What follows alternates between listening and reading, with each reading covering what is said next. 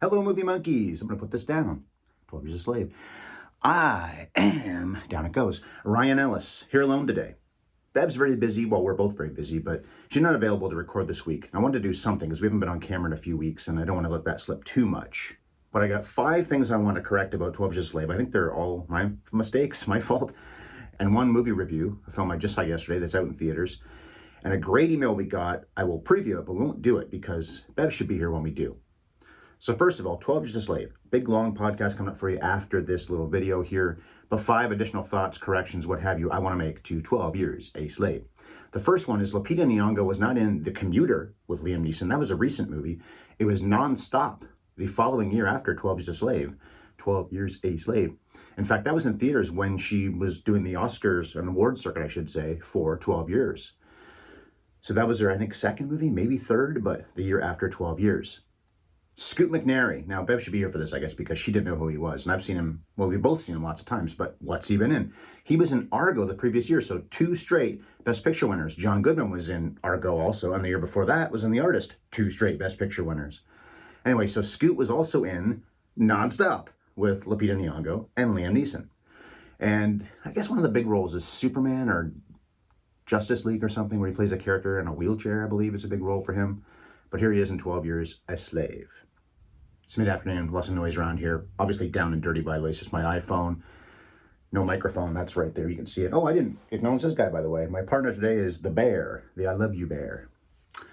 Okay, anyway, so what's the next thing? I said I wasn't sure if I'd seen Chiwetel Ejiofor before. I misspoke. I guess you could probably forgive that, but it just sounded so dumb, and I had to acknowledge that I'm saying, I didn't know if I knew who this guy was before 2013 when he did 12 Years a Slave. Let's see the list of movies he's been in, or had been in. Amistad, Dirty Pretty Things, Love Actually, Kinky Boots, Inside Man, Children of Men, American Gangster, Red Belt, 2012, and Salt before he made 12 Years. So I sound even more dumb when I read off all those titles, and a hell of a lot more, really. But pretty big roles in all those films, and some of them in starring roles. Bev was wondering where Steve McQueen's Small Axe was, if it was on Apple Plus or Amazon Prime. It is on Prime. It even says it's a Prime original. And we saw some of those a few years ago. We haven't seen them all yet. Maybe we'll get back to that one of these days on Prime. And the 5th thing is we speculated that Bill Camp, maybe he's been acting a lot longer than anyone thinks. That's true, because I speculated maybe in the mid-90s, 93, something like that.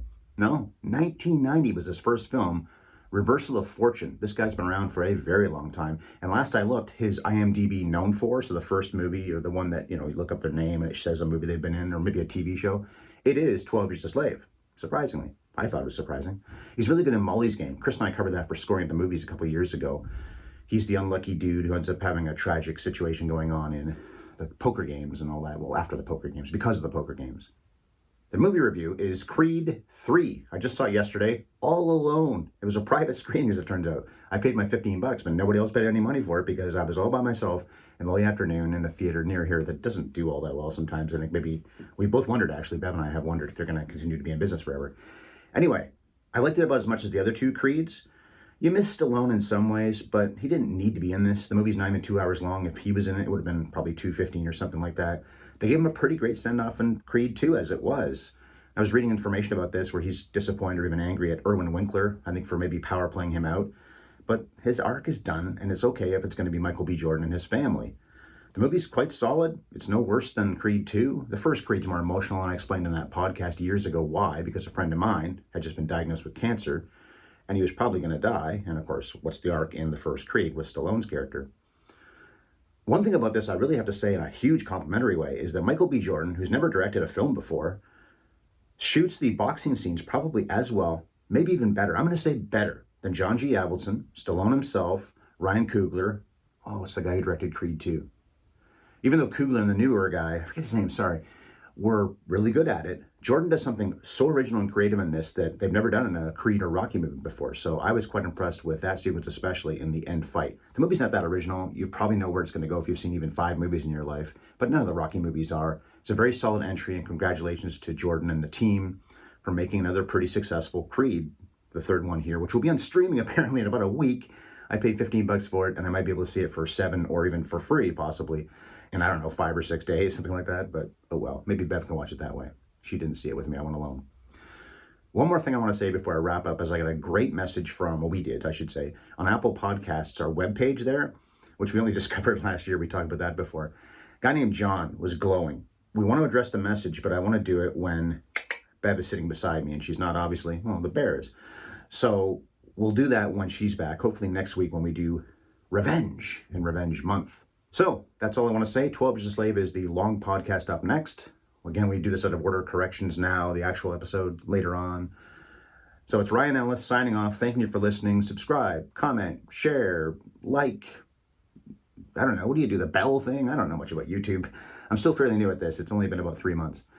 And here we go now with 12 Years a Slave, the proper podcast, the long one, which of course is on Apple Pod and all the rest in its entirety. But here it is too on YouTube for you. When you cover a powerful motion picture that shows the ongoing horrors of slavery, it's not right to be joking your sponsor promo. But we do want to let you know about the longtime sponsor of this podcast, Sparkplug Coffee. Even if it's in a more somber way than we normally do. Sparkplug has the freshest beans in Canada, which are fairly traded premium Arabica beans. They've got decaf and half calf, if either of those suit you best, and you can peruse their website to discover the many types of roasts and blends. Do some perusing. They even let you mix it up once in a while with their rotating seasonal blends. Unfortunately, Sparkplug Coffee is not international in a European, African, or Asian sense, but they do ship to customers in the United States, so they're international that way. Canadians can, of course, get their coffee too, and both those of us north of the border and those south of it will get their stuff shipped within a week. And if your address is in Canada, that shipping is free. But you've got to be a member of the Autopilot Coffee Club. Well, you don't have to be, but we highly recommend it. That gets you perks and deals that the casual customer can't enjoy, and membership also saves you money on every single order. You can even customize to get your orders when you need them, which means if you're going to be away on business for a while, you can pause or even cancel your membership.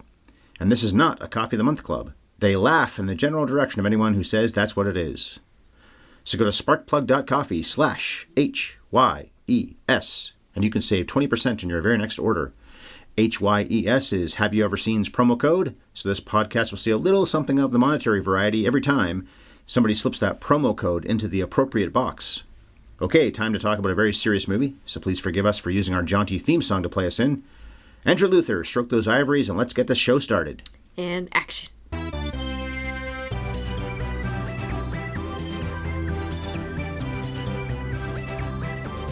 Have you ever seen 12 Years a Slave? Hi, one and all, and welcome to the 502nd edition of Have You Ever Seen, the classic movies podcast that we can now officially say is 10 years old. We had our anniversary on March 25th, which was when our website first launched, not when we first got on Apple Podcasts, etc. So if you scroll way back, you'll see August, first time they ever posted an episode. Well, no, it was actually March, but we weren't on Apple Podcasts then, and we certainly weren't on Stitcher or Spotify then. And so we got each other some tin, or maybe some aluminum. Wait, did we forget to do that? We forget to do anything for our anniversary always, so yeah, probably. Our wedding anniversary, which is coming up in another couple of weeks or so. I'm your host of this spoiler-laden podcast, Ryan Ellis. And here's my wife, the lady in the bonnet, Bev. That's me. You're Alfred Woodard, I guess. The coming attractions trivia for this week's picture, the last in Oscar month. There have been 15 occasions in the 21st century where black people have been nominated as the producer of a Best Picture candidate, including Jordan Peele for 2 years in a row in 2017 and 2018, and of course the pugilist, slap, Will Smith, just last year. He doesn't deserve to live that down just yet. Nope. Steve McQueen, who directed and produced 12 Years a Slave, is one of those 14 people, and it's 14, not 15, because as I just said, Jordan Peele did it for both Get Out and for, do you know? It can't be us, is it? No. It was Judas and the Black Messiah. Oh my god, that's right, he was a producer on that. McQueen is the only black person to ever win a trophy for Best Picture, and of course we're talking about that movie today. So 15 times in 22 years is a big improvement over the first 75 years of movies. So who is the only black person to be nominated as a Best Picture candidate, part of the producing team, from 1927, the first year of the Oscars, to the year 2000, nearly 3/4 of a century of Oscars, one person? Who was it? I'm going to take a wild guess and say Poitier? That's a good guess. It's wrong now. If I told you that a really powerful person who I believe is one of the people in this century to get nominated was involved in this movie. Oprah! She was involved in it, though, not a producer. Doesn't help. She acted in The Color Purple, and the producer was Quincy Jones for The Color Purple. If you'd given me 20 more guesses, I don't know if I would have gotten to Quincy Jones. I totally forgot he produced that film. With Spielberg and Not Oprah, because she was still new in the scene as an actress, but she was nominated for acting in that film. And I think she was nominated for Selma as well for producing that. But part of the point of that question was pretty bad last century for black people getting to produce movies of any kind. And then prestigious-wise, you get just one person, but not a bad ratio in the past 22 years. All right, Abandon Hope, All Ye Who Enter Here. That's Dante's Divine Comedy, by the way. Really fits this movie. Was screened, well, he does get out, though. Yeah, he has Abandon reason Hope, to hope. Most who enter here. Abandon Hope, everybody who's not Solomon Northup. It was screened at a lot of festivals 10 years ago in 2013, then started coming out in November of that year, and we saw it on opening day here in Toronto. I think we were two of the first people that did get a chance to see the movie in an actual theater, not a festival, that kind of thing. The film cost about $20 million to make and nearly tripled that domestically, while also grossing about 10 times the budget worldwide. I'm surprised the movie was that much of a success, although when we covered it, as I said, we had just seen it that night. And I gotta whip myself in the back. We didn't even say Lupita Nyong'o's name because we didn't know who she was yet, and we didn't know she'd go on to win the Best Supporting Actress Oscar. All right, so please, the movie's 10 years old, Bev. Give us a skinny on 12 Years a Slave. Chiwetel Ejiofor is Solomon Northup, a free black man in New York in 1841 who's kidnapped, brought to Louisiana, and sold on the slave market to a plantation. When Northup cannot muster up adequate subservience, he is sold again to Edwin Epps, a cruel tyrant who makes his slaves' lives miserable. Northup lives and works there for years, suffering and witnessing endless violence and humiliation until a Hail Mary request for help pays off and he's rescued by a friend from New York. So he leaves the plantation and all the other slaves behind. Or in a nutshell, this is an old standby. I've gone with this kind of thing a few times before. Northerner goes south, doesn't like what he finds there, so after a while, he leaves. Saratoga is where he's from, and that's upstate New York. It's around Albany, which is where the capital is. Okay, well, Rotten Tomatoes critics are great. 95% of them like this film. 8.9 out of 10 is the average. There are 380 reviews on the site, 380, and 90% of audiences. I wondered how Roger Ebert felt about this movie because he was pretty good about, well, he was always good about black movies. He did marry a black woman and then had a black family. But he died in April 2013, and this started screening later that year, so he must not have ever seen it. 12 Years a Slave is 181st on IMDb's Top 250, and it's 44th, or was 44th, on the BBC Culture's Greatest Films of the 21st Century list, which we've talked about a few times before. So 44. I think maybe Inside Llewyn Davis is higher, actually, from that same year, and we already covered that. One of the two now we've redone. We did the Now Playing Project podcasts about 10 years ago for a few films. We also recently covered In the Mood for Love, which I think was number 2 on that list, wasn't it? Might have been. It was way up there, yeah. 12 Years a Slave was 62nd at the 2013 U.S. box office. Higher than all of these. Fruitvale Station, we covered that, was 123rd. Inside Llewyn Davis, number 127. And Before Midnight, which we covered back in January as well, was 137th. This film won 3 Oscars. The big one, of course, Best Picture. Lupita Nyong'o for Best Supporting Actress, and John Ridley for the adapted screenplay based on the Solomon Northup memoir. It was nominated for 6 more. Steve McQueen for Best Director, which he lost to Alfonso Cuarón for Gravity. Chiwetel Ejiofor for Best Actor. Tremendous performance, his only nomination so far. Michael Fassbender for Best Supporting Actor. Joe Walker's editing, the sets, and the costumes. This is the first movie directed by a black person to ever win Best Picture. Moonlight was the second. Since then, we've had Best Picture winners directed by 2 Hispanic guys. That would be Del Toro and Iñárritu. And then 3 Asians. Daniel Kwan, Chloe Zhao, and Bong Joon-ho. The Oscar speeches for this movie, I watched all 3 of them yesterday. Lupita Nyong'o got a standing ovation and several hugs, including from Liza Minnelli. Minnelli was sitting on the other side of the aisle from him, just jumped up, and here you go, give me a hug. Then she gave a very lovely and heartfelt speech. John Ridley got a hug from his Three Kings director, David O. Russell. We discussed on that podcast years ago that we thought they feuded, but there he was. Russell was one of the first people to say, hey, way to go, man. I think we discussed this at some point, that Steve McQueen and Ridley had an issue. McQueen is standing and applauding too. He looks pretty robotic doing it, though, and Ridley did not mention him in the speech. So before we recorded tonight, I looked it up and thought, okay, what is going on here? Because I know we said this before. What actually happened? Ridley said he made a mistake and should have mentioned him, but apparently when they asked McQueen, it was no comment. So the story goes that McQueen wanted credit on the screenplay. Every director is going to edit the screenplay. Rewrite, yeah. Rewrite. So I guess he felt like he deserved credit, and Ridley said no. He has said later, oh, it's a WGA thing. I just couldn't share credit because they wouldn't let me. But McQueen has refused to speak about it since. He just kept his mouth shut the whole time. So while Ridley has backed down on his stance that he deserved all the credit for the screenplay, McQueen, I think his silence probably speaks volumes. Okay. And then Will Smith presented Best Picture to a slave movie. The year after the slave movie he turned down, he could have been Django in Django Unchained, was nominated for Best Picture and was, of course, a huge hit. Brad Pitt spoke briefly when they won Best Picture. That was his first Oscar. He now has a second one because he won for Supporting Actor in Tarantino again, Once Upon a Time in Hollywood. Then McQueen mostly spoke for them, read from a piece of paper and apologized several times for doing it. He's British but seems so Canadian there. I'm sorry. Just do the speech. Stop apologizing. But he was charming and did this adorable jump when he was finished speaking. He turned around and jumped. It was pretty cute.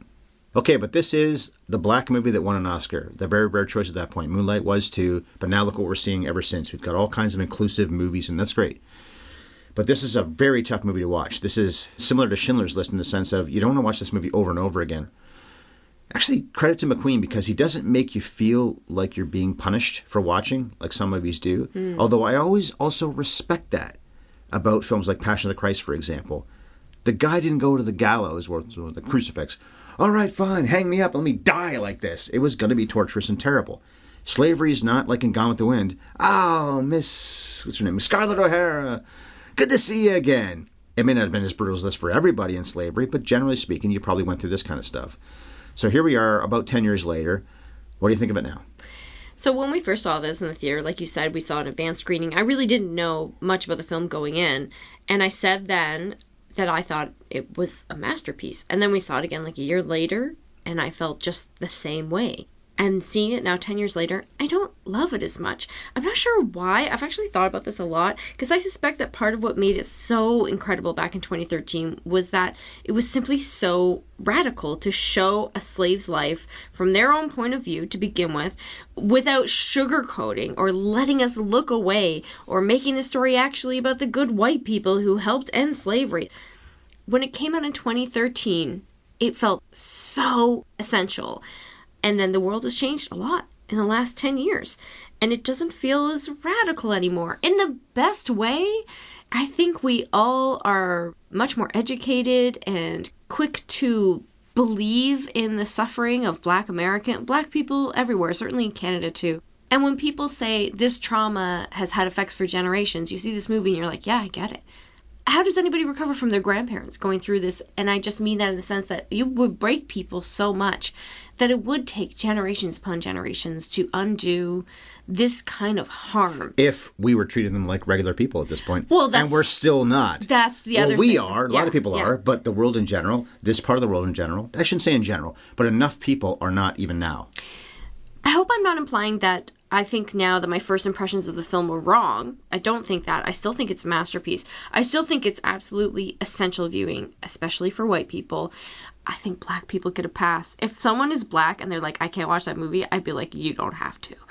But white people almost should. Do have to.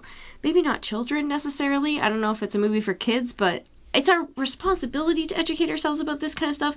But this movie also doesn't really feel like a chore. Schindler's List is the very best comparison. Nobody is going to deny the power of Schindler's List and that the power comes from the fact that it is also a masterpiece. It may not be anybody's favorite Spielberg film, but I think it's his best film. And he really put his heart and soul into telling that story without looking away. And I really believe that 12 Years a Slave does the same, as the same level of quality. So when I say I don't like it as much now, I think I'm more commenting on the way time and a changing world can color the way we react to certain art. Probably also because it's my third time watching it. You're always going to react differently to a movie when you know what's coming. Yeah. But I still think it's just so wonderful and important. Well, you hear about this CRT stuff, so critical race theory, and a lot of white people in the States, probably white people everywhere, are going to push back and say, we're not learning that. That's not real. I'm not sure what exactly that means, but I think part of it would be stuff like this. Let's just say the Holocaust and slavery, what you see in this film and what you see in Schindler's List, aren't real. Just for the sake of argument, for a moment. The fact that it's a possibility that we could treat other people like this should be enough to say, let's not do that.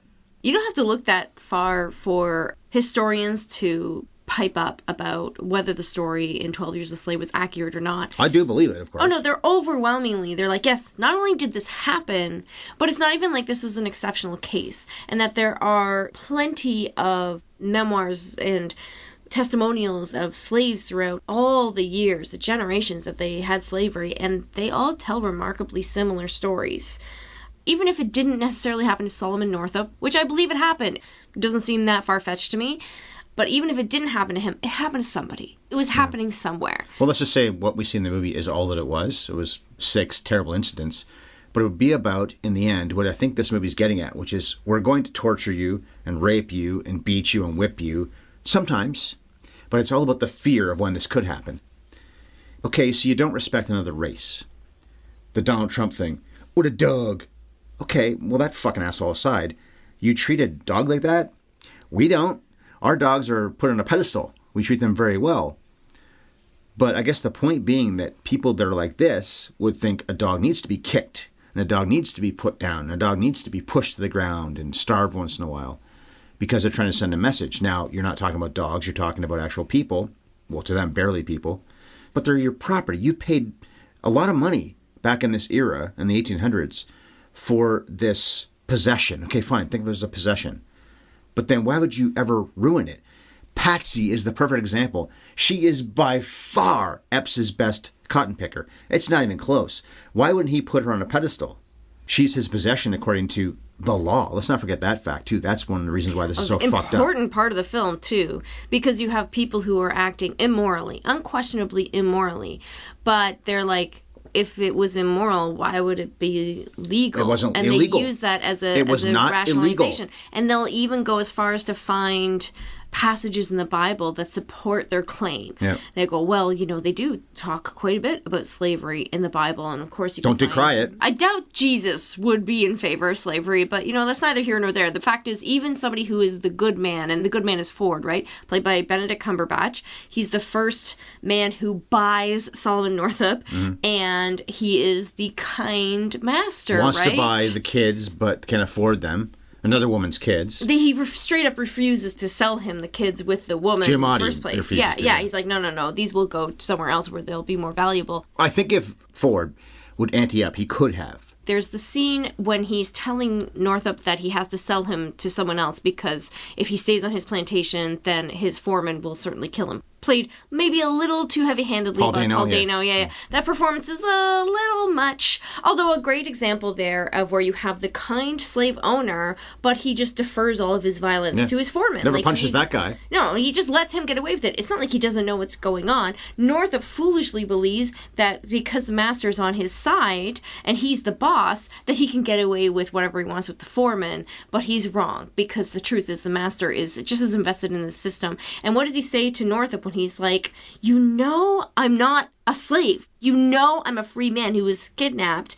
And he's like, what am I supposed to do? I can't just go against the system at large. But he also says, I have debts. And he says this from the foyer of his mansion, where Northup is on the floor. With a nice pillow, but not in a bed. Oh, yeah. No, they wouldn't put him in a bed to help bring him back to strength. No. He has to be on the floor of this man's mansion. You have debts? You're telling me you can't sell that grandfather clock? With a guy that you have shown great respect to and admiration for in a few scenes. Cumberbatch and Ejiofor, of course, played cohorts in the MCU twice now. The Doctor Strange films. Of course, you do modern movies, you're almost always going to find people who've been in superhero films. Paul Dano is the Riddler, or was the Riddler last year. We could go through the whole list probably of people in this movie. But these two people... Of course, Lupita Nyong'o as well in Black Panther and right, Wakanda and then Forever. Fassbender was Magneto. That's right. But just these two guys for a little while. I almost wish in a way, because Fassbender's fantastic in this movie, playing a terrible character but doing it so well. But I almost wish we'd seen more Cumberbatch and Ejiofor together because of that weird dichotomy. The scene where Ejiofor is being hung, he's not going to die. Well, I guess if they left him there long enough, he would. But he wasn't going to instantly die when they lynch him because he's just got enough of a foothold that he's not actually being strangled. Because another guy speaks up and says, you can't do that. Ford must be off doing something else, comes home. I remember when we saw this movie together, I think I told everybody in that other podcast, the Now Playing Project podcast, that I was sitting beside a black guy. I don't know if he really reacted too strongly either way about any scene, but I remember being self-conscious sitting beside the guy. Yeah. But But anyway, so in that scene, Ford comes back, looks like it's been all day, cuts Platt, they're not calling him Platt down, Solomon. The next scene, he's in the foyer of the house. But when he first cuts him down, you think, oh, he's going to do the right thing now. He's going to take care of him, which he does in a way. But he's also a bit of a coward to his own employee, Tibeats, the Paul Dano character. And as we just said, he's not going to punish his foreman, who is brutally racist and also not as good as the slave. Okay, here's the other angle on this movie that I think some people criticize and why it doesn't get 100% on Rotten Tomatoes for being authentic and real and perfectly well-made movie, great acting, everything. This movie focuses on a guy who is not supposed to be there, which of course is legit, and you're going to sympathize with the fact that, okay, you're not in any way a slave. None of these people should be slaves. I think we all know that. But this guy has papers to say he's a free man from the North. But the question becomes, why is it okay for anybody to be slaves, of course, too? That's the deeper moral question. Why is anyone a slave? You're right, Ford doesn't have evidence of this because Solomon didn't have his papers with him because he was drugged by those guys, whenever that was, months or maybe years ago. Yeah. It would not be okay that all the uneducated black people who don't play the violin well and aren't well-spoken, this is a very... literate, yeah. Right, the very florid movie, this old English we have from about 200 some odd years ago, whatever it is. No, 150. 1841, so almost. Yeah. But the way they speak, all of them, Solomon included, is that old English style. Solomon in a just world would be put on a pedestal of, I don't care what you look like, you're awesome, but then why treat anybody like this? And that's always been the moral question about a movie like this. A far more extreme version of this would be Django Unchained, where they repeatedly call him the 1 in 10,000. He's so special. As a gunfighter, though, in that case. As a gunfighter and everything. He's kind of good at everything, right? And that's what earns him his freedom or makes him deserve his freedom. And what an atrocious thing to say. And there was lots of criticism about that. Maybe not lots, but there were certainly people who spoke out and were like, I'm frustrated by this notion that Solomon was special, that he stood out. And then when he went away from that plantation, he left behind all of these slaves who... Especially Patsy. But Patsy's the only one with a name. There's Liza, who's gone fairly quickly because she can't get over the separation with her children. Yes, Eliza. Sorry, Eliza. Yeah. And then there's Patsy. But we don't learn a single one of the other slaves' names, even, say, the slave that drops dead in the field. Mm-hmm. That creates one of the closest things to a moment of catharsis that we see in the film when they're having their makeshift funeral for him. And singing. Which Solomon joins in reluctantly, but then eventually joins in. The question becomes, why wouldn't he have been singing all along? It's almost like, I'm not really part of you. Because Solomon is special, because he's so talented and so intelligent. We should stop using the word special and just say he was free, because he wasn't special. He was special by circumstances. I mean in a free world, he's special. This is a special human being. This is a Michael Jordan level talent. Oh, because he can play violin? And he's very smart. Yeah. That's what I'm saying. He's true. He's very smart. He's talented at that everything may be why this movie got greenlit. Engineering. Yeah, you might be right. I mean, it's a common way to tell the story. It's a way that we're comfortable with approaching the story. But I think it's also an important way to approach the story. I don't think anyone's explicitly said this, but I feel like this movie was made for white people, not black people. Yeah, probably. And so if you want white people to have an in, to truly feel empathy for the life of a slave, you have to give them a character that reminds them of themselves. So even the scenes when he's in New York, they unrealistically paint this picture of upstate New York where there appears to be utopia. There's no racism. He's besties with the shopkeeper. No, there is a slave there, though. The slave is the odd one out who's mystified by this world where people treat Solomon with the same respect they would treat a white man. Now, I don't know for a fact that things weren't like that in upstate New York in 1841, but I have my doubts that it was that easy. Why does it seem like it's a less racist world then than like upstate New York probably is now? Yeah. He seems so comfortable with all of the white people that he's interacting with there. But I think it truly is a way to intentionally draw the white audience in. And stack the deck. So that we really empathize with him. He's very human in those scenes. He has a family. He has a talent. He laughs. He has friends. He's a character that you like. He's a character that you want to relate to. So that when terrible things happen to him, you feel them quite personally. He's attractive and speaks well, too. Doesn't hurt. Compare that to if you made the movie about Patsy from the very beginning. I'm not saying it wouldn't still be a very powerful movie, but... She's not special. It would be a little bit alienating. She is special. She picks twice as much cotton as any man that she works with. Also, for what it's worth, she's a great beauty. Lupita Nyong'o is one of the most beautiful women in Hollywood. That's the funny thing, too, because when we saw Black Panther 2, and then I think it was the Honest trailer recently, I knew she was a pretty woman all this time. She's been in, I don't know, a dozen or so movies, maybe more. She hits such highs in this and in Us. She's so great in Us. We covered Incredible, that. yeah. But then she's a visual effect in the 3 Star Wars films. And then she's in, I think, The Commuter or something like that with Liam Neeson. I think after this movie came out. Well, this was her debut, so it had to be after this movie came out. But then the 2 Black Panther films, the first one she's not used that much, the second one she is. And when they showed her in the Honest trailer, I thought, Janelle Monáe, Lupita Nyong'o, which one's more flawlessly perfect?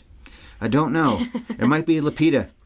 And it seems like around this time, maybe because she was youngish, she was about 30 when she made this movie, even at the Oscars, as pretty as she was, I wouldn't have said, wow, like I always have with Janelle Monáe. But then in Black Panther 2, my holy God, this woman is flawless. Yeah, she's getting hotter the older she gets. Yeah. I remember the first time watching this film thinking, that woman is beautiful. Looking the worst she ever looked. She's never looked worse than she does in 12 Years a Slave. You can't deny her beauty. So she is also pretty exceptional. But had the movie been from her point of view, or Eliza's point of view, or any of the other slaves that we never get to know, the slaves that even Solomon seems to keep himself at arm's length from because he can't relate to them. There's a great telling scene when they're on the boat. There's this part of the film where he's been kidnapped and he has to accept that in order to stay alive, he just has to go along. And shut up. He has to shut up. He can't have this revolt on the ship. He is in that horse cart and they're being quiet, and you could be like, why are you being quiet? Why aren't you yelling for your freedom? But they would be dead if they fought for their freedom. Already, this subservience is being beaten into him. One of the first things we see after he's been kidnapped is being beaten. God. One of the most violent scenes in the movie, where they break the board over his back, then get another board and keep beating him.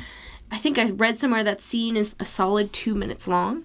It's a one shot. Just like the whipping of Patsy later on is a one-shot thing. They show that from different shots, don't they? Well, it's a long one take at least. Okay. No, I'm not saying the thinking of the entire hanging. scene. I'm mixing up with the hanging, which goes on for 4 minutes. Yeah. This is a strategy that McQueen uses. He makes us sit with the violence. He doesn't cut away. He's not showing other people's expressions. He's just making us watch. The best thing about the hanging scene, too, well, from a filmmaking standpoint, not from in any sense of enjoyment standpoint, after he's been hung for a little while, a little bit of time has passed, maybe 30 seconds to a minute, and you see people in the background, mostly black people, just doing what they do. Going about their day. What choice do they have? If they try to help him, they're going to get their throats cut, or worse. If they don't finish the laundry that they started, then they'll be punished. Then they'll be punished. They'll be hung. They'll be whipped. One of the great things that this movie does is I think it disabuses all of us of any notion that we might have that we would have stood up to them. Yeah. You would just stay quiet. You would just do anything to not be the target. I have a story about this, actually. Just happened this morning. I didn't tell you this when I came home this morning from work. I work night shifts. Story time. I'll get the popcorn. So as I've said before, I work night shifts, and I'm driving home from downtown Toronto today around 7 o'clock in the morning. Even now it seems surreal to me. I drive right by the Sky Dome, so Toronto Rogers Centre, but the baseball stadium. Anyway, so I'm going by, and I see a guy, I think there's somebody who was parked, and they couldn't get by him, and I'm waiting to turn left on the red. And the guy, I could see him yelling out his window. I think at the person in front of him. I didn't know why. And then he gets out of his car. And I thought, is he pulling a Nicholson here? Is he going to pull a golf club out and beat the guy's windshield? I never saw this or anything. But all I thought was, I've been up all night. I want to go home and go to bed. And I didn't see what happened. And I saw some construction people around there because they're doing construction right where that was. And maybe they would have interjected anyway. Let it be their problem. But whatever was going on is somebody didn't turn left when they were supposed to, I'm guessing. Well, now you're holding everybody up, including yourself. Yeah. But what did I do? I didn't run. I'm not responsible for fixing this problem. But it's not like I got out of the car and tried to calm him down. I've commented on well, I would have not ever had slaves because I'm 23 and I'm a social justice warrior. You would have had slaves too. Fucking shut the fuck up. And you probably wouldn't have done anything different than I did today, which is, the light just changed. I guess I'm going to turn and go about my day. Because most people don't know what to do when something goes weird. People want to just live in society. Most of us put our heads down if we see something weird going on. So when you see this and you hear about, why didn't the Jews stand up during the Holocaust? Why didn't slaves stand up for all the years? What's it supposed to be, hundreds of years? Just about 200 of slavery? Years, yeah. Because if they did, they were probably killed, at least punished. I talked about this last Friday on Braveheart. One of the reasons that prima nocta thing happens, where it's, Scottish people get married, and the first night an English lord can rape the wife. It isn't just to breed them out, as Longshanks says, the king. It's about doing this publicly, so that everybody at that wedding, all the guests can see, now we're terrified. It's terrorism. This is by definition terrorism. You don't want to just hurt one or two people. You want to scare dozens or even hundreds of people. One of the worst acts of violence that takes place in the film when Patsy is whipped horribly for minutes on end. The worst act of violence, It is Solomon that has to do it. Epps holds the gun to Solomon's head and forces him to whip Patsy. Whip her properly, because at first he's, holding back. no, you have to hurt her. And we see her back later. He nearly kills her. Which is why we could have covered this during Scary Movie Month, because this might as well be a horror movie. Yeah. McQueen said that he drew inspiration from Goya, the Spanish painter. Famously, it's Saturn devouring his son. He had this incredible... That's Goya? Yeah, I think That's a great Goya. painting. God, it's a great painting. Apparently, that painting was done after he had gone mad.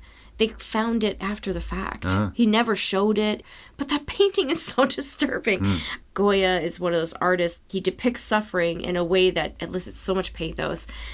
Also, the camera is always a spectator. It's always framed so that we are voyeuristically observing the action. And we're always with Solomon. We're always with him, but we never really see it But from when he his leaves something, point of view exactly. We never see Giamatti again. We never see Cumberbatch again with another story. Great touch, yeah. We do see his family again because he goes back to his family, but we don't see these other people ever again. We never see what his family was doing all this time. A lot of movies would have scenes back in New York of everybody worrying, what do we do? Well, we're helpless because legally there's nothing we could do. They changed his name, he disappeared.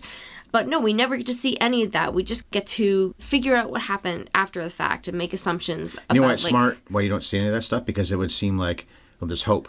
His arc is, do I struggle to survive or do I struggle to live? What she even says. When they're on the boat and they're trying to decide whether or not to overthrow the I want to crew. live. And he goes, well, we may not survive. Yeah, but what's survival if we're not living? Oh, I want to live. And then, of course, the guy who... What's that actor's name? Michael K. Williams? I always forget his name. Yeah, Michael K. Williams is the guy who says, I want to live. I want to fight them. And of course he does fight them and dies immediately. And then Northup is like, and that's that. He doesn't want to Except die. Solomon does, compared to other slaves, when he's with both Epps and with Ford, fights back more than almost anybody else ever does. It is over the course of, I guess, a dozen years. So if there were 6 incidents, that's one every other year. For the most part, he keeps his mouth shut, does what he's supposed to do. He goes on errands for the Sarah Paulson character. That's Fassbender's wife.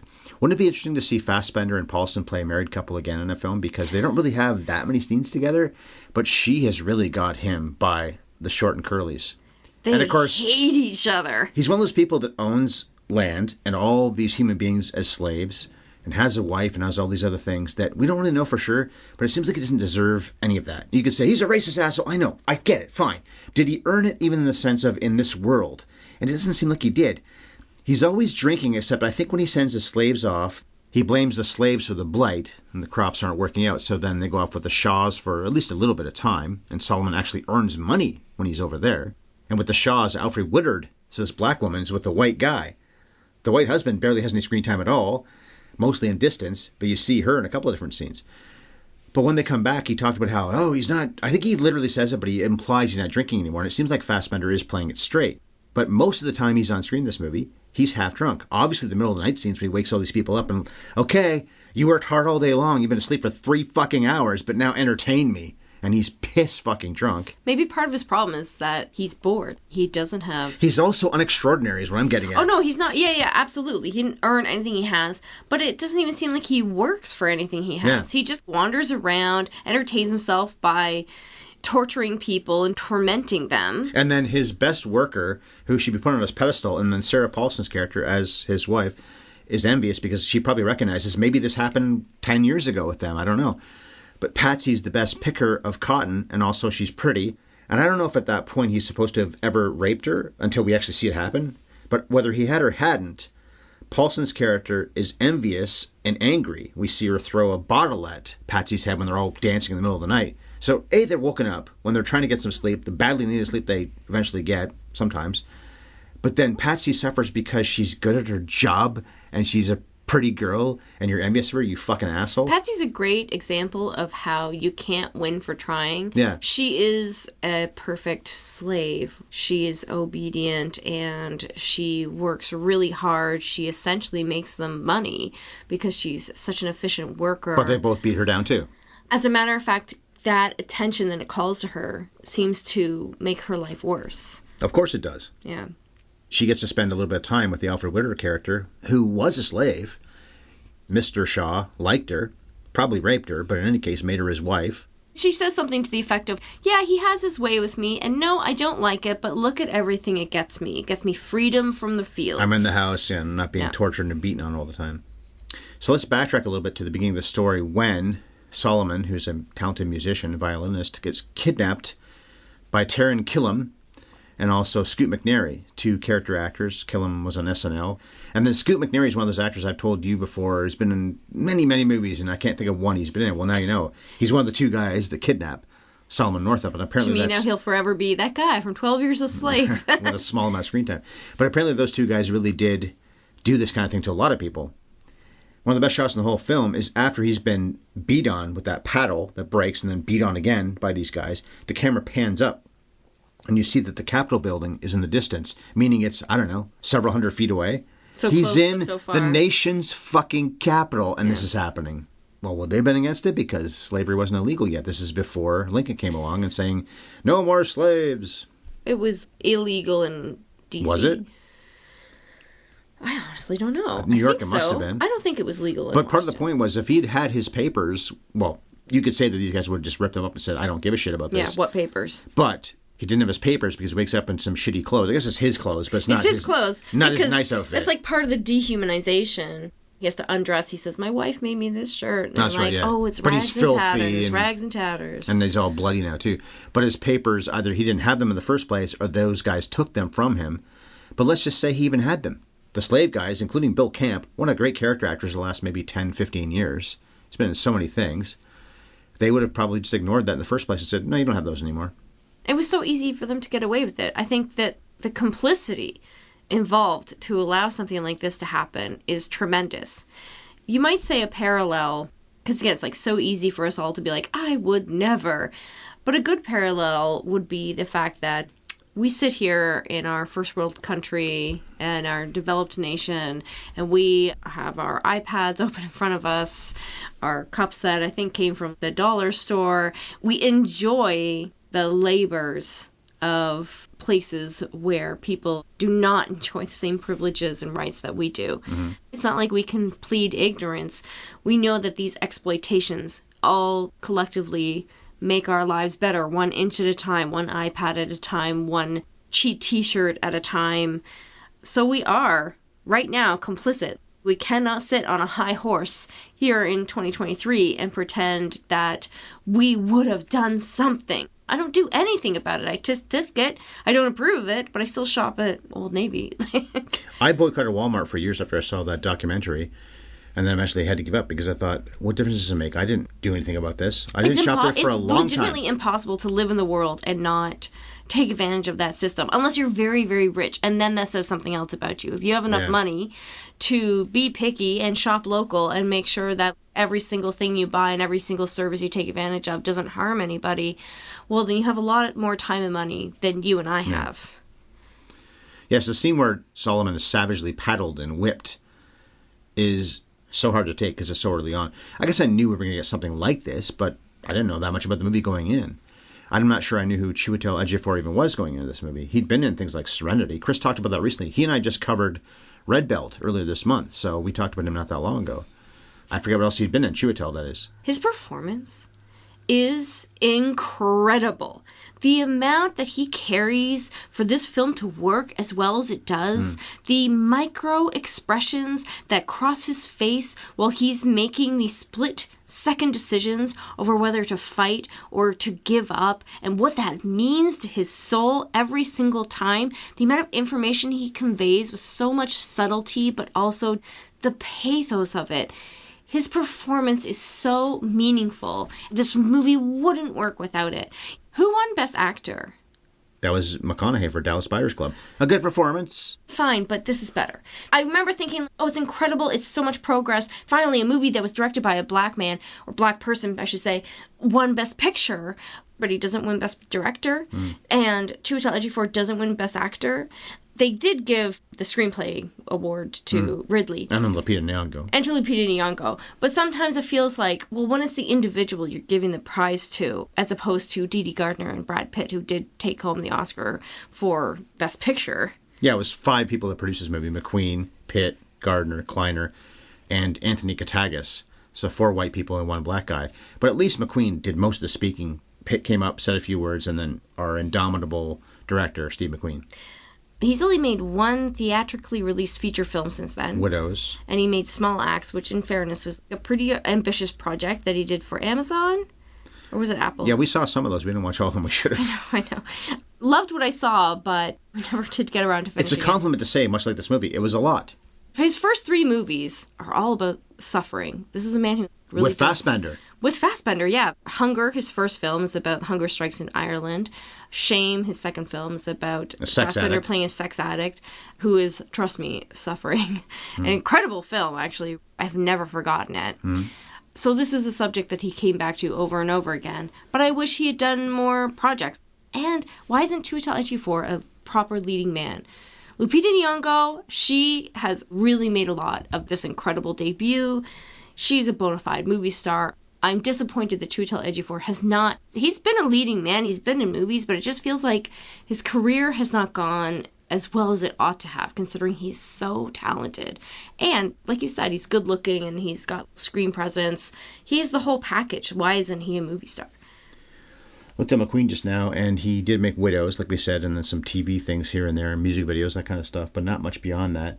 Ejiofor was in Doctor Strange and the Multiverse of Madness, so a successful film last year, not the hit that they might have thought it would be, but then all MCU movies are not really succeeding like they thought they would in the first place.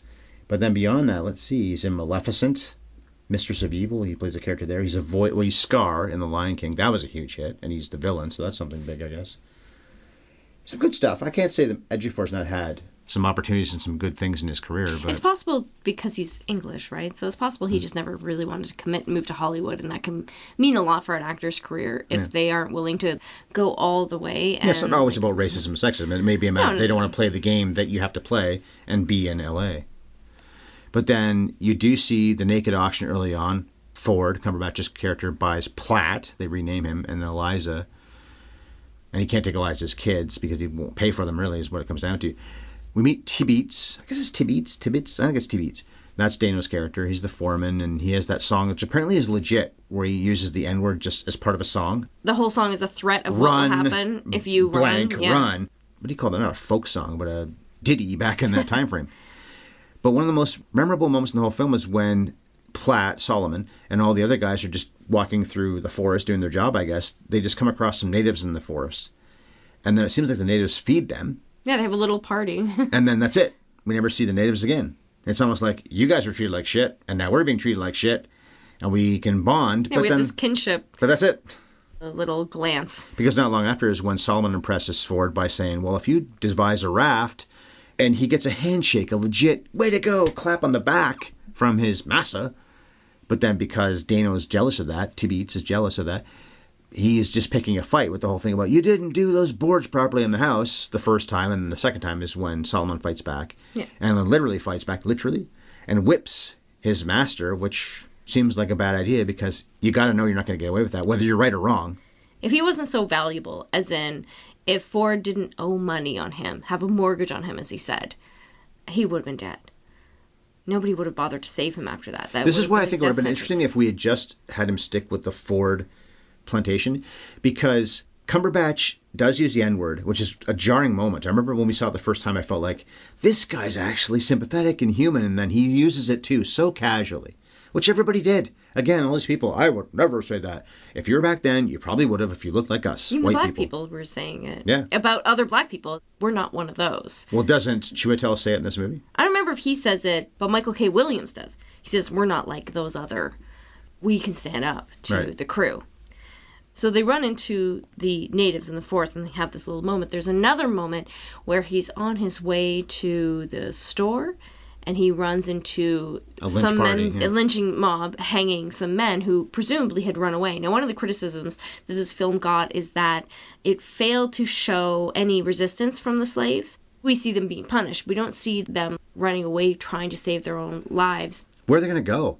Well, here's the thing. Apparently, Northup wrote about all kinds of slaves running away all the time. The reason they had songs, the reason they had punishments, the reason they had lynch mobs is because they had to do absolutely everything to discourage people from running away. They have to mistreat them so overwhelmingly to break them down until they no longer feel like humans anymore, because that's the only way that you can get a human to be that subservient, to agree to these terms, because we see in this film, this is an unlivable situation. Patsy doesn't try to escape. She wants Northup to kill her.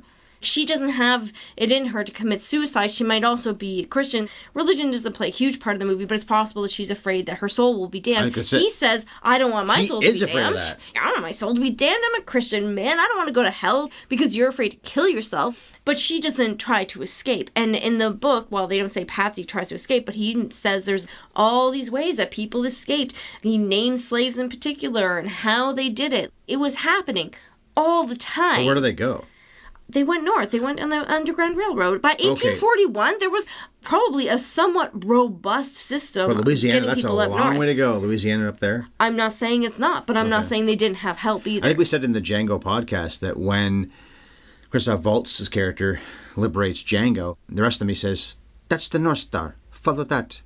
Okay, great. You killed the 2 white guys that were imprisoning these guys, the slave owners, but where are they going to go? In the middle of the night, they have no clothes. I think they're wearing bottoms, and that's it. No shoes, no top. He's taking care of Django, and they become legit friends. And I'm not impugning Doc Schultz, I think is his name. But are they going to live? I think he just wanted a cool scene. And then the implication is the audience is like, this is a fun movie, so we can all assume that they all reached Albany. They all went to that town where Solomon Northup lives, where everybody is treated equally, and everything was great from then on. You know, one thing I really found galvanizing this time watching this, because after Epps rapes and then slaps Patsy, so it's bad if he brings her out in the middle of the night. There's about 5 things wrong with this. First of all, she's trying to sleep when she's worked hard for your stupid fucking lazy ass all day long. So why wouldn't you treat her like a superstar? Rapes her. Then he slaps her. So it's almost like, okay, you're property again. Because she was always property, but almost special for a few seconds. But then, no, you're not special after all. But he's not in love with her. No, he's not. But he's trying to control her. Rape is a violent act. That's why that scene is so powerful. Of course it has violence in it. But I'm bringing it back to this point, which is his wife is always jealous of Patsy. And then Sarah Paulson gets one of the most important speeches in the whole film. And we see this in Bowling for Columbine as well. That animated thing that everyone thought South Park did. Oh my God, we have to create the NRA because if we're free black people, they're going to want revenge. She talks about this. If we don't keep them down and continue what we're doing here with slavery, they're going to come back and try to kill us. Look at the Black Lives Matter protests. It isn't about revenge. Most of them aren't even talking about reparations or even just complete equanimity in the society. It's just, stop fucking killing us. Yeah, just please. But Sarah Paulson's speech is what so many terrified white people seem to be about. No, if we ever give them any kind of inch, they're going to come back for our heads. And maybe the logic is that some of these same people, the Sarah Paulson character, the Michael Fassbender character, that's what they would do. I would come back for revenge. They are sadists. Yeah, they would. It isn't just about being free and, okay, fine, I have a life now. If I don't get 40 acres and a mule, as Spike Lee always talks about, okay, I can live with that. Just let me be free. No, it's about, I'm going to come back and get that and also kill you. It's like how when you have a partner who constantly accuses you of cheating, they're probably the cheater. They are saying you would be just as violent as me because they can't imagine a world where somebody doesn't feel the same way as they do and wouldn't take advantage of their power with the same cruelty that they do. So there's a robust debate about the usefulness of showing the suffering of a marginalized group the way 12 Years a Slave does. It's the only thing we learn about their lives. It is relentlessly miserable. There's no reprieve. The closest thing we get to reprieve is the occasional shot where we get to breathe and just look at beautiful nature. Yeah. Which might be the only reprieve that Northup really enjoyed that whole time. The only thing that may have given him anything close to pleasure. It's a beautiful part of the country. Because there's no catharsis. Even at the end, there is no catharsis. You're so relieved for him, but there's that incredible shot where he's leaving, and on his face is that near panic disbelief. Get me out of here, please don't let me wake up from this dream. And going out of focus behind him are all the slaves he's leaving behind him. At the very end of the shot, when you can barely tell it's so out of focus, you see Patsy collapse. She's not going anywhere.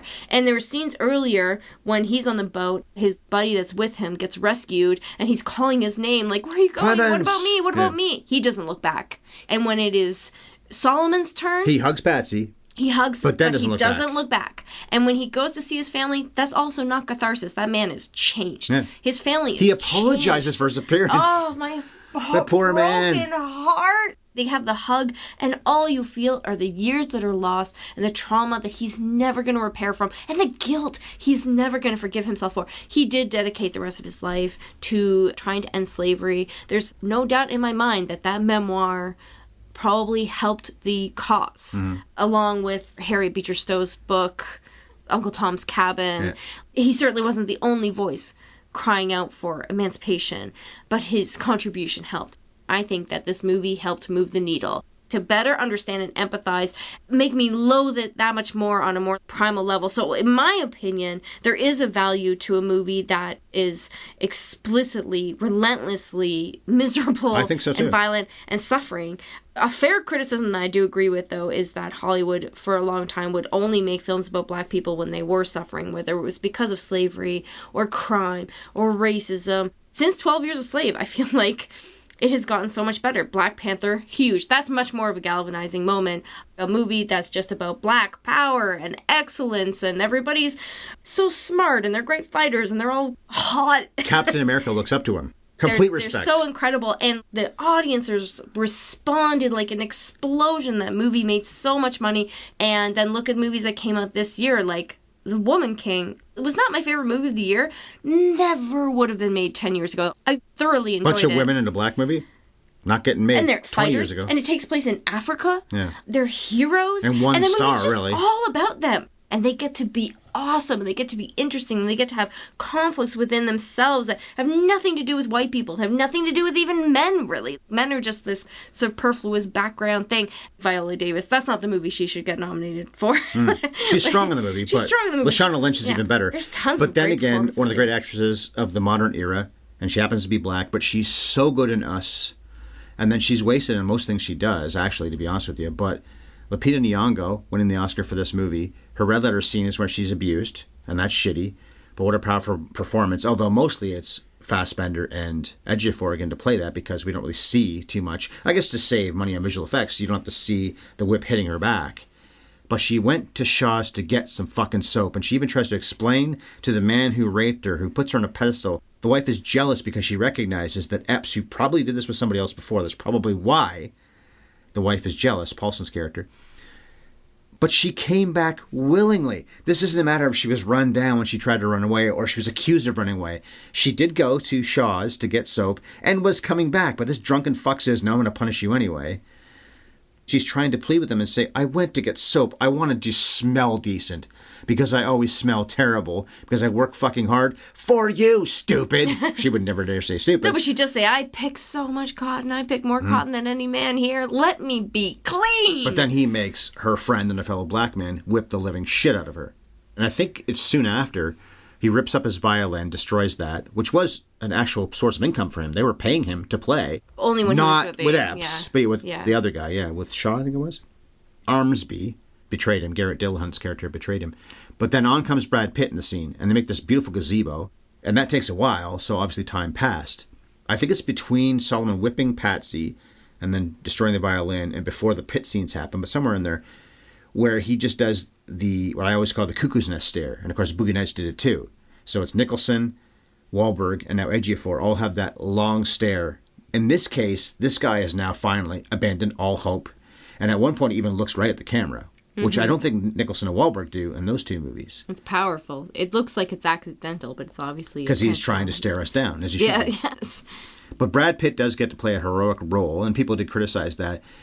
Apparently, Pitt said, look, I wasn't trying to be in the movie. I wanted to produce the movie. He's produced so many movies, and he's rarely been in them. But they wanted him to be in the film, so he is. And he ends up playing a heroic character. He didn't want to be in the movie, shows in his performance, which is pretty bad. Weird accent. Playing a Canadian with a weird accent? Some countries put Brad Pitt on the poster. Yes.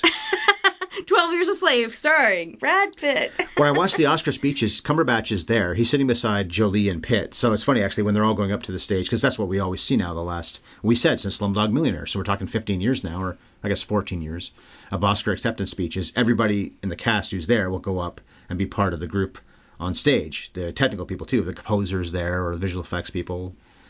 But Cumberbatch, just to squeeze past Jolie, I was like, can you please move so I can go join everybody? But if Cumberbatch was on the cover of the poster, that would also be disingenuous because he's not a big part of the movie. I wish he had been more, although Fassbender is fucking awesome as this brutal slave driver who is trying to humiliate and hurt these people because he's a sadist, and his wife is driving him. We never see them privately. In fact, I think this movie is one of those where, much like in Gosford Park, you never see a scene without one of the workers. In this movie, you never see a scene, I don't think so, without a slave. But it would be fascinating to see Fassbender and Paulson play a scene, although I guess you get the gist of their marriage because she's in fucking charge. And as much as he's She's brutal, not in charge. She's just a bitch. I'm not saying he's a good She's not calling guy. the shots. She's just not afraid of him. He's afraid of her, though. That's what I'm saying, though. I guess. She's afraid of him when he says, I would choose Patsy over you any day. That shuts her up right quick, doesn't it? That's true. We like that moment, too. That's a pretty powerful moment because Patsy is more valuable to him. If he's going to treat his wife like an object, too, that's not cool. But if you're going to do that, then yes, the worker who's really good is more valuable than the wife is. Yeah, but it's just more like putting his wife in her place. Like, But I almost who wish do you we'd think you are? seen more scenes with the two of them, but this movie's not about that. It's not about the two of them in their bed chambers. It's about black people almost always, if not always, being part of the scene in some way or another. It goes along with the style where we see pretty big actors like Paul Giamatti. We only see him in the Couple scenes that he's scenes. in, and then we never see him again. Right. Same sort of thing. If Solomon didn't see it, we don't see it. Yeah. So of Solomon course. doesn't see them in private, so we don't. Yeah. Okay, so a lot of big name actors, like you just said, when they're gone from Solomon's life, they're gone for us. Except the guy from the shop. I'm not sure I recognized this before, but it seems to be that the guy we see early on who treats Solomon and his family like true friends. But it's because he gets word because Pitt's character has gotten in touch with Solomon's family, and I guess the papers are somewhere back in his place, must be. And I don't know what wheels went in motion, but then this guy comes all the way down to Louisiana to free him. Ejiofor we've covered in Children of Men. Fassbender was nominated for this, and he was also in Inglourious Bastards. We talked about Nyong'o already, but one thing about her, I didn't realize this. She's born in Mexico, raised in Kenya, and went to school in Massachusetts. This woman sounds like she's English, as in from London or something like that. And maybe she was, but I didn't see evidence of that. I saw Mexico, Kenya, Massachusetts. She's Kenyan, I believe. Even if she was born in Mexico, I'm pretty sure that she's like... Well, she was raised there. Yeah, She yeah. might as well be Kenyan. If she learned English through her education there, then she would have learned the Okay. Queen's English, right? Cumberbatch was in the MCU with Chiwetel in a couple of films. He was nominated for Power of the Dog a couple of years ago. Paul Dano we've covered quite a few times now. Little Miss Sunshine. Also There Will Be Blood. And he's doing weird roles like the Riddler. Such a strange interpretation with that character. Garrett Dillahunt was in No Country for Old Men. He's the Armsby guy who I guess must have ratted out Solomon about the letter that Solomon wanted to send, and then Solomon burns the letter he'd been trying to write with raspberries and I think probably blood and whatever else, raspberry sauce, whatever, because Epps calls him out in the middle of the night and says, "What are you doing there, Pally?" But then, luckily enough, Solomon talks Epps down from doing anything to him, but he realizes, abandon hope. Giamatti, that small role, great career. We've covered him in Saving Private Ryan and The Truman Show. Pitt, Mr. Prestige, we've covered him 100 times, probably by now, 7, of course, and many other things he produced, or was one of the producers on The Departed. Sarah Paulson was in Carol, and I believe that's the only time we've covered her beyond this film. Bill Camp, I said earlier, great character actor, but more modern. I don't know how long he's been around. It might be one of those guys who's been around since 93, for all I know. Yeah, but probably. He looks old enough to have it been, yeah. feels like it's been more recent, though. He was in Birdman and probably 100 other things. Good actor, though. If you don't know Bill Camp, look him up. Michael K. Williams is best known from The Wire, of course. Alfred Woodard was in Scrooge. We covered that a couple years ago. And then I love this. Very briefly, you see Quvenzhané Wallis, and then also Dwight Henry, who is Uncle Abram. They were both father and daughter in Beasts of the Southern Wild the year before, which was a Best Picture nominee. And I believe Quvenzhané Wallis was nominated for that. And they have very small roles in this. We said McQueen's credits already: Hunger and Shame and Widows, Small Acts, a lot of TV. Likes his long takes, the auction scene, the whipping scene. John Ridley, such flowery language here, but adapting Solomon's memoir. He wrote Three Kings, as I said, for David O. Russell, which we covered a few years ago. We're not to do Red Tails for Lucas, which is about the Tuskegee Airmen, and then the Ben-Hur remake. But nothing else that really stands out all that much, unfortunately. He had an interesting note. They kept absolutely no records about the lives of slaves, and it was actually impossible to know how slaves in the 19th century talked, what their language was like, if they talked like the white people. There was simply no way to know. Another thing that was robbed of them was hundreds of years of their history and their culture, which was never committed in any way for posterity. Well, for one thing, Fassbender especially, and I think maybe Cumberbatch too, but definitely Fassbender, talks in this flowery language. But the movie does say a few times, don't try to be intelligent, sound like you're stupid. And Solomon really can't truly do it. He sometimes goes a little bit down that path, but he's never, "Oh, massa, oh my God, used to the," what is it, the Star Wars character, Jar Jar Binks. He never does that. But that may have been the way people had to act just to get by, because if they seemed like they were smart, they would probably get whipped or punched or beat up by a Paul Dano kind of guy. Well, every time people caught on that he was smart, they would also catch on that he wasn't from around there because he had any kind of education. But they can't be reminded of that, so he's got to be punished. Paulson catches him reading the list. And she's like, where did you say you were from? And he's like, Georgia. She's like, And the funny thing is, it becomes a threat to his life that people might find out that he doesn't belong there, that he was kidnapped. It's such an extra level of injustice. Yeah. Movies 2, 3, 5 to 1, we watched our Blu-ray. It's not on Disney Plus, although it is by Fox Searchlight. I thought it should be on there. Cinematographer Sean Bobbitt. He's a regular with Steve McQueen, but also works with other black directors. The editor, Joe Walker, who was nominated for this movie. He's a regular with McQueen and also with Denis Villeneuve. And the composer, Hans Zimmer, I thought a pretty good score, but wasn't recognized with a nomination. He's won twice for The Lion King and Dune. We've also covered these movies, and many of these are nominations, but we've covered these movies: Rain Man, Driving Miss Daisy, back-to-back Best Picture winners, A League of Their Own, Thelma and Louise, Gladiator, another Best Picture winner, The Ring, The Dark Knight, Inception, and Hidden Figures, plus Days of Thunder, Cool Runnings, The Fan, and Rush on Scoring of the Movies, my other podcast. Hans Zimmer, maybe the one I've talked about the most in all my podcasts. And more than John Williams. It might be at this point with all those titles. Wow. It's probably pretty close anyway. Technicals? I think everything in this film is perfect. So what happens next? Well, slavery ended about 10 years later, but did people like Edwin Epps and Tibeats ever pay for what they did? Probably not, because the trouble is, as awful as their actions are in this movie, none of it was illegal. So according to the letter of the law, how could you punish them? And that's part of the immorality of what's going on here. If there's any justice, they're burning in hell right now. That's hopefully true. All right, then, last thoughts on our last movie in Oscar month, 12 Years a Slave, the proper podcast after a brief one we did almost 10 years ago. I feel so much gratitude that this film exists. I can't imagine the toll it took on the cast and crew to recreate this place and time, but it's so important, and they made such a beautiful film. It transcends the, quote, important film title, and it is this beautiful work of art that changed me. I love Gravity, but it shouldn't have won Best Picture that year, even though it won more awards that night than this did by a lot. I think it won 7. This one I don't think 3. it should have won Best Director either. I agree. really think that McQueen got robbed, and I think that Ejiofor got robbed as well. And we didn't know about Cuarón would go on to win directing again anyway. Well, this remains a powerful film and probably the definitive slave movie. Django Unchained happened to come out the year before, and it's on that short list too, but this is about black people, and it's from their point of view. So it's a great film, but one I probably won't see again for a little while, and much like Schindler's List and a lot of others, Passion of the Christ, it's a compliment to say that. So that wraps up another Oscar month. We've done this for, I don't know how many years now. Maybe it's 8 years. I guess it must be 8 years. We also reviewed Oliver! And I alone tackled Marty and Braveheart. We also did the Oscars preview and post-view shows. Busy times in this channel this month, but that's enough of a focus on the Gold Naked Guys for another year, although I'm sure we'll talk about Oscars as we go along. Although Chris and I are going to do Chariots of Fire in April, but that's a different podcast, Scoring at the Movies. In 7 days it will be April, and we will begin Revenge Month. And all the vengeance takers in that month will be women. The first film we'll cover in Revenge Month will be Revenge. Not Tony Scott's film starring Kevin Costner and Madeleine Stowe that came out in 1990, nor obviously the Madeleine Stowe TV series called Revenge, but the Corley Farjeet one from 2018. And if you do have Shudder and you don't know about this movie, then look for it. Revenge. The coming attractions opinion question for REVENGE. What's the most cathartic revenge movie you've ever seen? And I think I know your answer, but give it some thought because it might not be what you think. There are some revenge movies out there. What's the most cathartic? All right, so for our answers to that question, check out next week's podcast about revenge. You obviously already know how to find us, but let me remind you to favorite or subscribe wherever you listen. And wherever you listen is also where you'll find our archive of hundreds of episodes that are available for free. 502. 502 episodes to be exact. We're both on Twitter. I'm at Bev Ellis Ellis, and Ryan is at MovieFiend51. Or you can reach us by email, haveyouverinpodcast@gmail.com. And you can find our podcast plus bonus material on YouTube. Our channel is at HYES Ellis.